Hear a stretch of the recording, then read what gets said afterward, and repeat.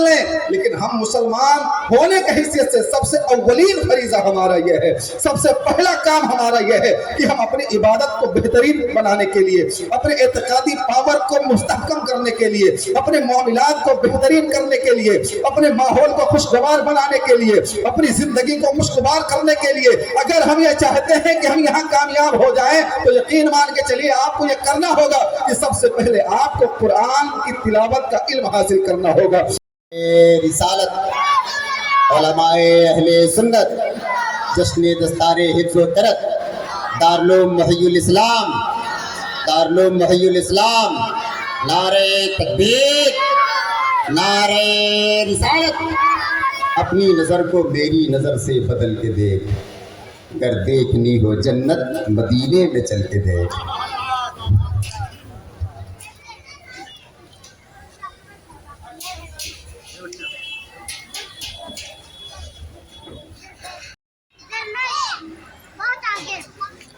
منبر نور پر جلوہ فغن موقر و محتشم علماء ذوی الاحترام، قاضی کرام، قضاء کرام، شورائے ذوی الاحترام،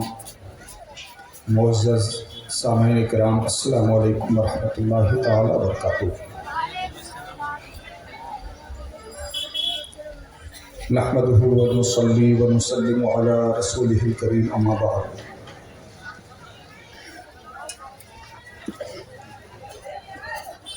فقد قال اللہ تعالی فی القرآن المجید والفرقان الحمید، فاعوذ باللہ من الشیطان الرجیم، بسم اللہ الرحمن الرحیم۔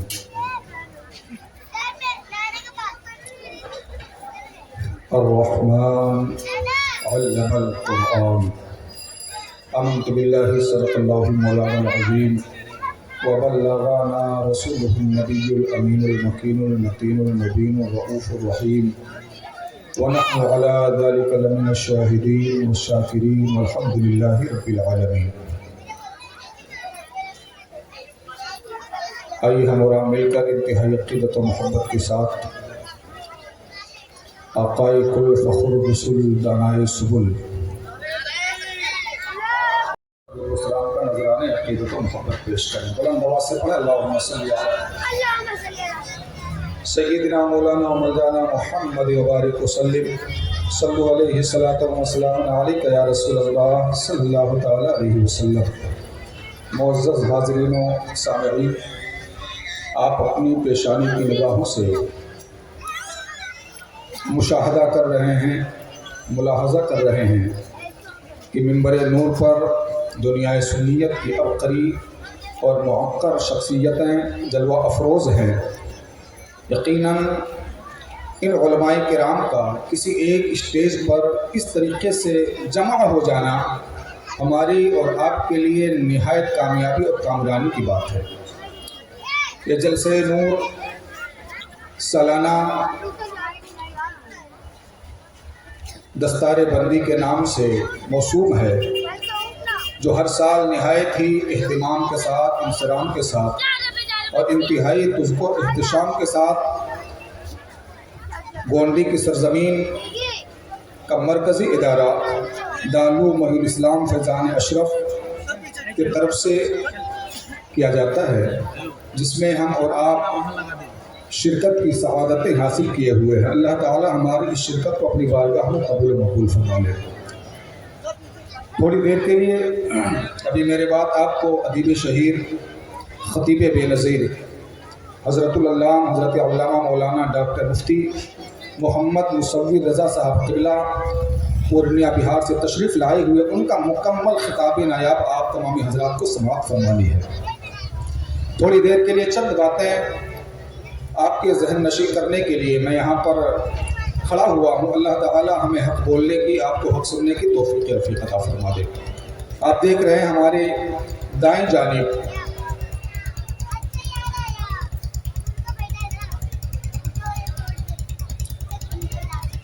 اس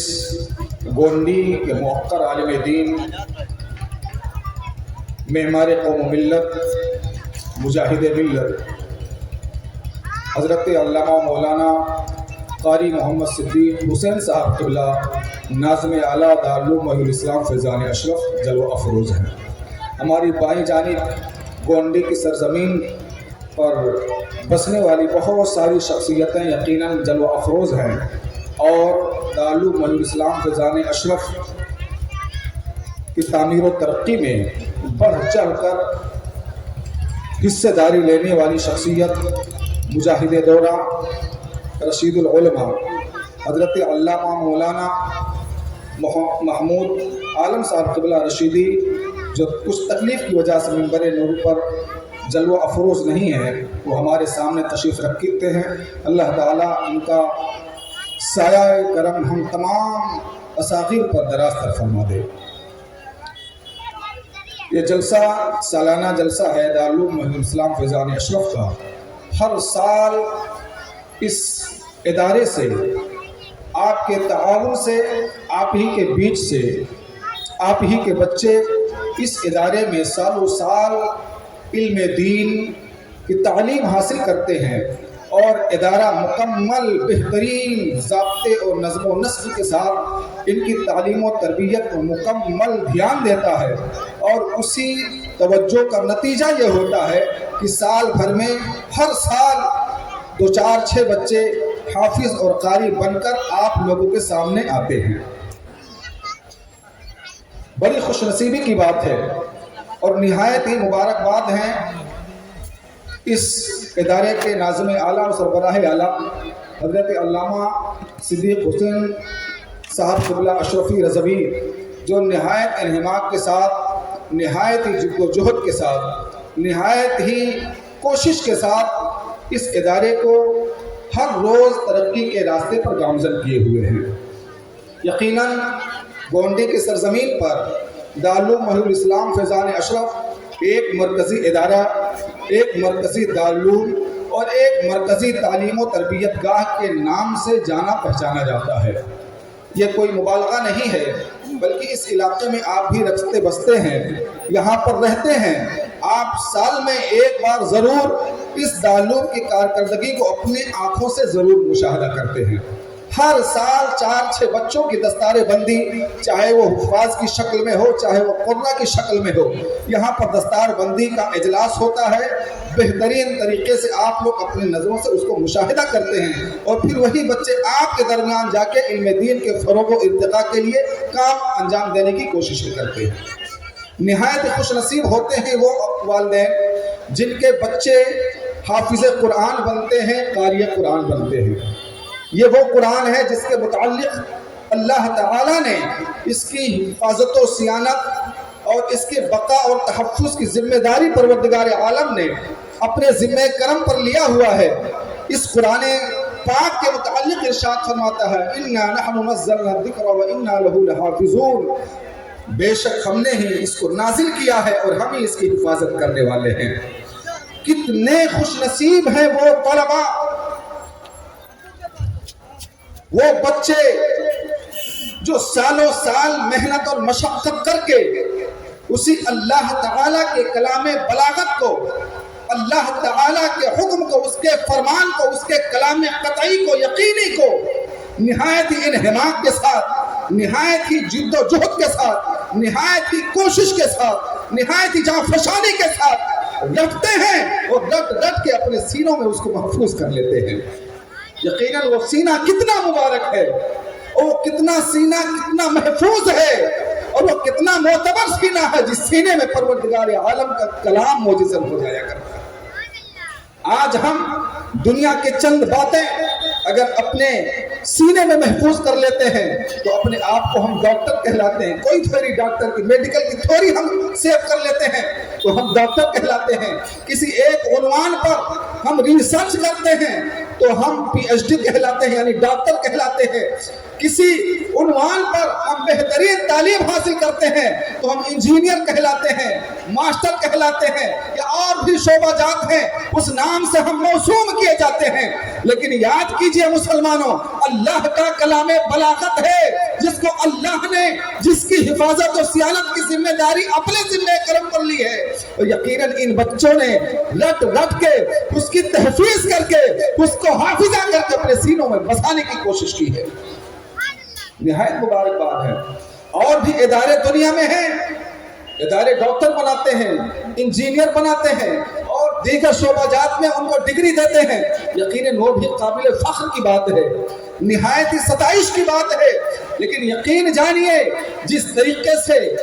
جو دینی ادارے ہیں، جو مدارس اسلامیہ عربیہ ہیں، جس قدر بچوں کی پرورش کرتے ہیں، ان کو پروان چڑھاتے ہیں، قرآن کا علم دیتے ہیں، احادیث کا علم دیتے ہیں، جس جانفشانی کے ساتھ، جس جد و جہد کے ساتھ یہ ادارے اپنا کام کرتے ہیں، دنیا میں کوئی اتنا بہترین ادارہ نہیں ہے۔ میں پورے گارنٹی، پورے دعوے کے ساتھ یہ عرض کر دینا چاہتا ہوں، جس محنت اور انہماک کے ساتھ بچے علم دین حاصل کرتے ہیں، اگر یہی محنتیں، یہی کاوشیں، یہی کوششیں دنیا کے اور طلبہ کسی ڈپارٹ میں، کسی شعبے میں کرنا شروع کر دیں تو یقیناً وہ اپنے آپ کا، اپنے وقت کا بہترین اسکالر کہلاتا ہوا نظر آئے گا، بہترین سائنٹسٹ کہلاتا ہوا نظر آئے گا، بہترین ڈاکٹر، انجینئر کہلاتا ہوا نظر آئے گا۔ اے دوستو، میں آپ سے عرض کرنا چاہتا ہوں، آپ اپنے بچوں کو جتنا تعلیم دینا چاہتے ہیں اتنی تعلیم دیجئے، اس کو ڈاکٹر بنا دیجئے، اس کو انجینئر بنا دیجئے، اس کو اور شعبے میں قابل بنا دیجئے، لیکن میں آپ سے گزارش کر رہا ہوں کہ اپنے بچوں کو سب سے پہلے آپ قرآن کا علم عطا کر دیجئے، اپنے بچوں کے سروں پر قرآن کے فضیلت کا تاج رکھ لیجئے۔ جب تک یہ بچے اپنے سروں پر قرآن پاک کے فضیلت کا تاج رکھتے رہیں گے، اس کائنات میں بھی وہ محفوظ رہیں گے اور کامیاب و کامران رہیں گے۔ یہاں سے جانے کے بعد ان کی قبر بھی روشن و منور ہو جائے گی، ان کا حشر بھی روشن و منور ہو جائے گا۔ روایتوں میں بات آتی ہے، جو حفاظ ہوتے ہیں، قرہ ہوتے ہیں، یقیناً ان کی کیا فضیلتیں ہیں، ان کے کیا مناقب ہیں، ان کے درجات کی کیا بلندیاں ہیں، ان کو اللہ نے کس کس نعمتوں سے سرفراز فرمایا ہے، یہ ہم اور آپ اندازہ نہیں لگا سکتے ہیں۔ ہم مومن ہیں، ہم مسلمان ہیں، جس قدر ہمارا ایمان اس دنیا پر ہے اسی طریقے سے ہمارا ایمان عالم برزخ میں بھی ہے، اور اس سے کہیں زیادہ مضبوط و مستحکم اور اسٹرانگ ہمارا ایمان عالم آخرت پر ہے۔ یقین مان کے چلیے، نفسی نفسی کے عالم میں جب لوگ ایک دوسرے کا منہ تکیں گے، ایک دوسرے کے لیے تعاون مانگیں گے، ایک دوسرے کی معاونت طلب کریں گے، ایک دوسرے کے چہرے کو غور سے تکیں گے کہ لوگ کاش ہماری ہر طریقے سے معاونت کرتے، نفسی نفسی کا عالم ہوگا، گہما گہمی کا عالم ہوگا، لیکن چند اشخاص اتنے بہترین ہوں گے کہ ان کے سروں پر اللہ تعالی اپنی جانب سے تاج زرری رکھ دے گا۔ اہل محشر ایک دوسرے کا منہ تاکیں گے، ایک دوسرے کا چہرہ دیکھیں اور آپس میں گفتگو کریں گے، تبصرہ کریں گے، یہ کون لوگ ہیں کہ آج اس عالم نفسی نفسی میں ان لوگوں کے سروں پر اللہ تعالیٰ نے تاج زرری رکھ دیا ہے، تاج فضیلت رکھ دیا ہے، جس کو دیکھنے کے بعد اہل محشر کی آنکھیں خیرہ رکھتی ہوئی نظر آ رہی ہیں، تو غیب سے آواز آئے گی، اے لوگوں، یہ وہ حسین و جمیل لوگ ہیں، یہ وہ خاندانی لوگ ہیں، یہ وہ ایماندار لوگ ہیں، یہ وہ دیندار لوگ ہیں، یہ وہ اسلامی لوگ ہیں جنہوں نے دنیا میں اپنے بچوں کو ہمارے قرآن کا حفظ کرا دیا تھا، قرآن کا حافظ قرآن کر دیا تھا، ان کو قاری قرآن بنا دیا تھا۔ آج ان کو یہ بدلہ دیا جا رہا ہے کہ اہل محشر نفسی نفسی کے کرا رہے ہیں، لیکن ان کے سروں پر تاج زرری رکھ کر یہ بتایا جا رہا ہے کہ کاش تم بھی اپنے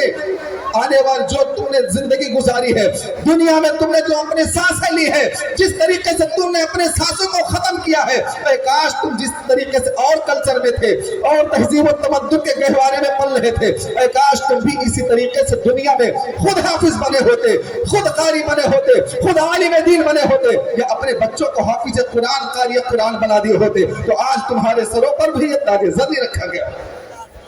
اے مسلمانوں، ہمارے لیے ضروری ہے